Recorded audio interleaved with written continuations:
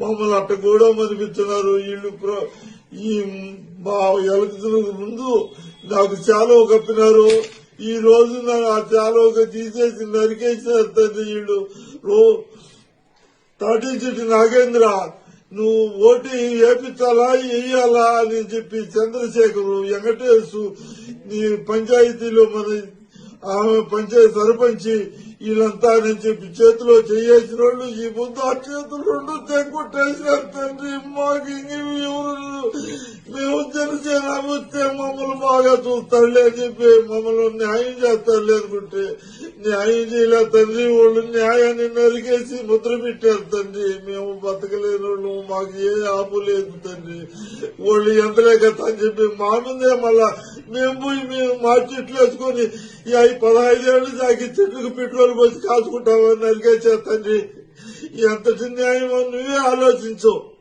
ఈ చంద్రశేఖర్ చేసేది, వెంకటేష్ చేసేది, ఈ తాటి చీటాయి చేసేది, ఇవన్నీ ఎంత న్యాయమో నువ్వు పరిశీలించాల్సిందే. మేము మాట్లాడితే మమ్మల్ని అయినా చంపేస్తారు వీళ్ళు. పోలీసు వాళ్ళు అందుకుగా ఉన్నట్టున్నది. పోలీసు వాళ్ళు ఒక కాసంత న్యాయం అయినా చేయొచ్చు కదా. మమ్మల్నే దబాయిస్తారు, మా చెట్లు బిరికిచ్చి మమ్మల్నే దబాయిస్తారు. ఎందుకు బిరుకుతున్నారు? వాళ్ళకి ఏం ఆధారం లేవని కోర్టు నుంచి ఆర్డర్ ఇచ్చే ఏం ఆర్డరా?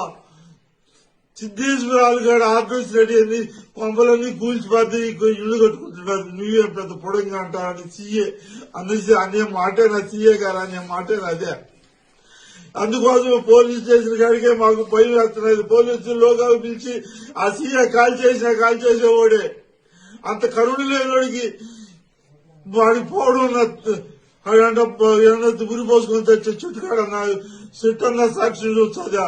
ఆడుంటే ఆ పోలీస్ స్టేషన్ లేకపోతే సావడానికన్నా మరి ఏదే ఉండదు తండ్రి. నువ్వే తండ్రి పవన్ కళ్యాణ్ గారు. మాకు మధు తెలుసు, హరిప్రసాద్ తెలుసు, నాదెళ్ల మనోహర్ తెలుసు, మాకు మంగళగిరిలో పెద్ద వాళ్ళందరూ తెలుసు. ఏం చేస్తావని మళ్ళా ఇది చేస్తా ఉన్నారు.